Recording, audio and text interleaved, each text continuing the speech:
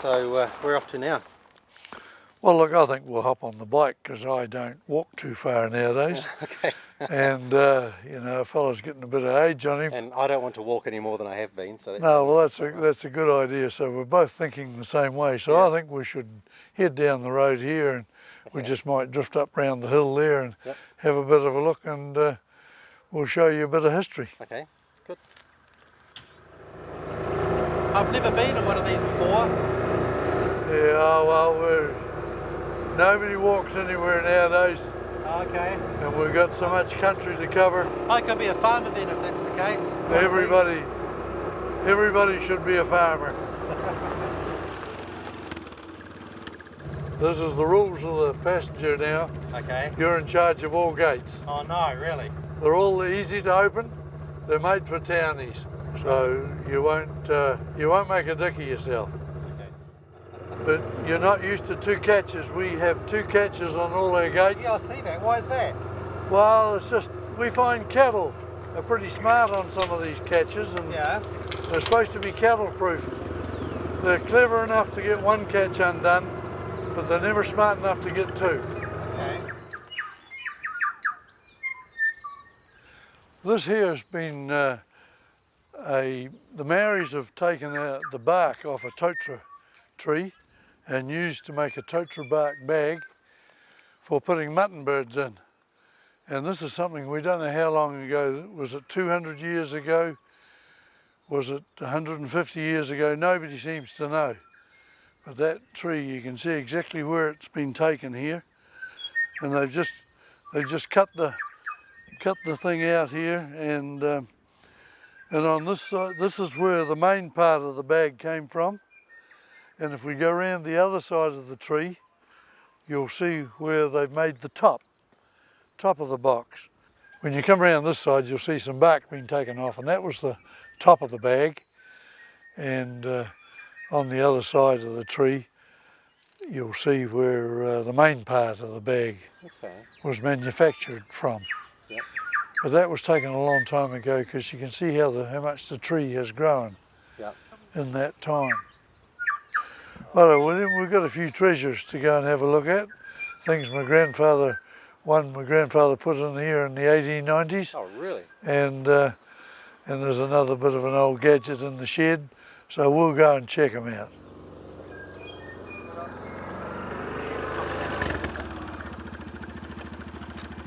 So this is a water wheel that was put in somewhere in the 1890s by my grandfather, who must have been wanting to crush a bit of grain and for horses, and so he bought it off of Mr. Shaw, and they were farmers near the Finnegan Freezing Works down Riverside Road, and grandfather bought that, but my father never ever saw this working.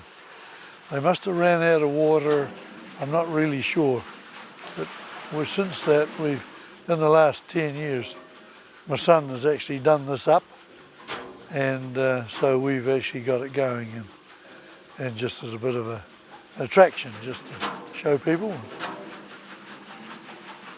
And this shed was the local hall till up to about 1922. And my father can remember when the soldiers come back from the First World War, he always tells a story about this water wheel was sort of set up, but it wasn't working. But he remembers a big party when they came back from the war, and some old joker had obviously drank too much, and he came outside to relieve himself. And he was standing around the bank here somewhere near the water wheel, relieving himself. And at the same time, the trough that came along the top here that fed the water wheel was dripping into the creek. And this old fella hadn't come back for quite a while. Somebody came out to see where he was. And he said, "I'm relieving myself, but I can't stop." And they said, "It's not you, it's the water race that's leaking." So Dad always loved telling that story.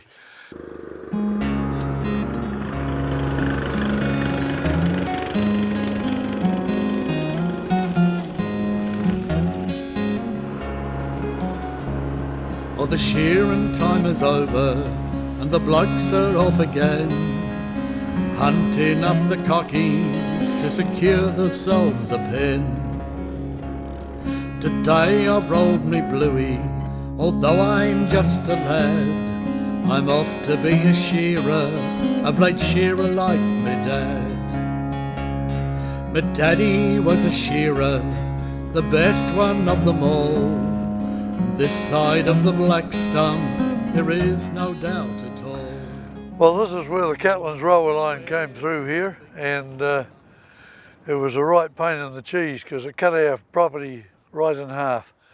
And summer and water in the summertime was a right pain for the cattle, and we had to take cattle across the line every day, and we had 3 sets of railway gates we could go through.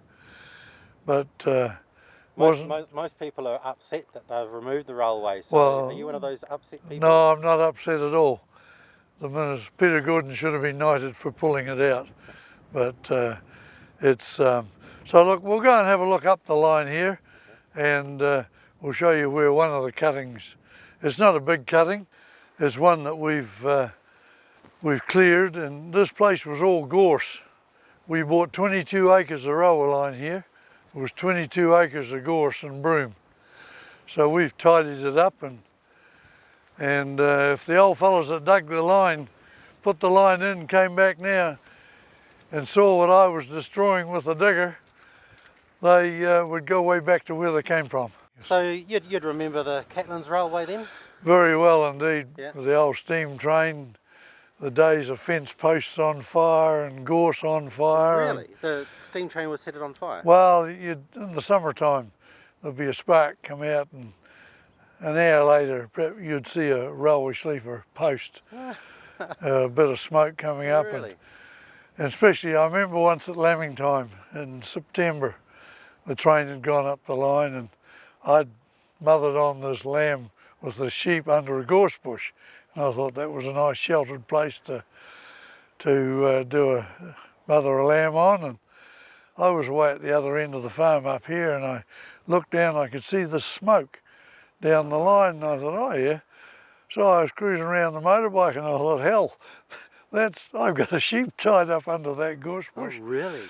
So it was nearly fried mutton. Yeah. So I just got there in time and let her off, and that saved the day, but it was a close go. So that would have been roast lunch? It would have been, lunch, well it was, might have been overdone if you'd left it too late. But, righto, William, we've seen all the treasures, and so we'll go home for lunch. The wife will have a bit of a snack on for us, and we'll go up the hill and see what we can see from up there. Lunch sounds very, very good to me, thank you. Yeah, well, every good man's got to be fed. And, you know, the better I'm fed, the harder I work. I see. Oh, I like that theory. And I always say it's a poor feed you can't get a sleep out of. So how did you meet your wife? Well, our families have known each other all their lives, and we were at this young farmer's do one night, and her 2 brothers had taken her to the party, and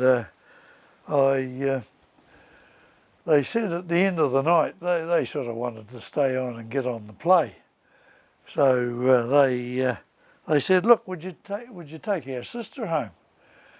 And I said, oh yeah, righto. And I've been taking her home ever since, and it'll be 50 years next month. So I always said to them, it was when I joined the family, it put a bit of class in the place, but they're never too sure of that. But it's worked out very well, and we're very happy, and had 4 kids and got 8 grandkids, and the grandkids just call me Brucey. So I'm just one of the boys around the place.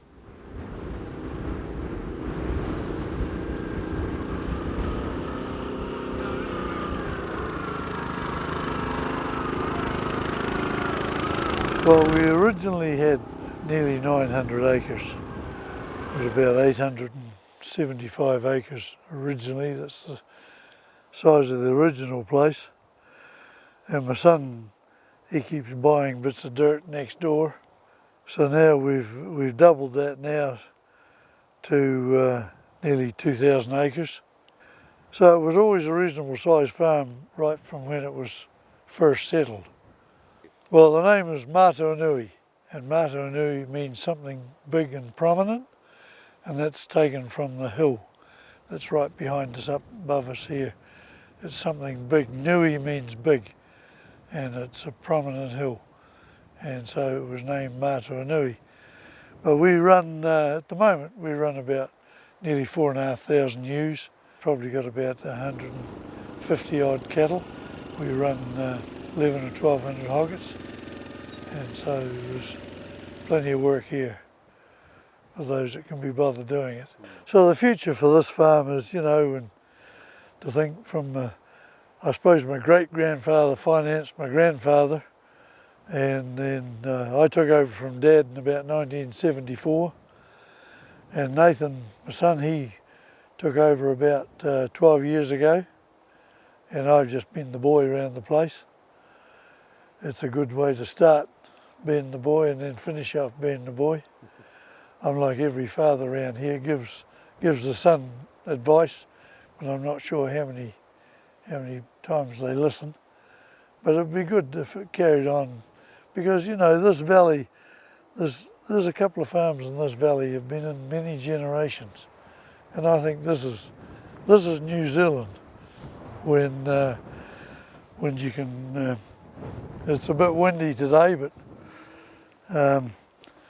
you can just pass it down from one generation to the next, and this is what this country's made of. And if it can stay like that, I think it'd be wonderful.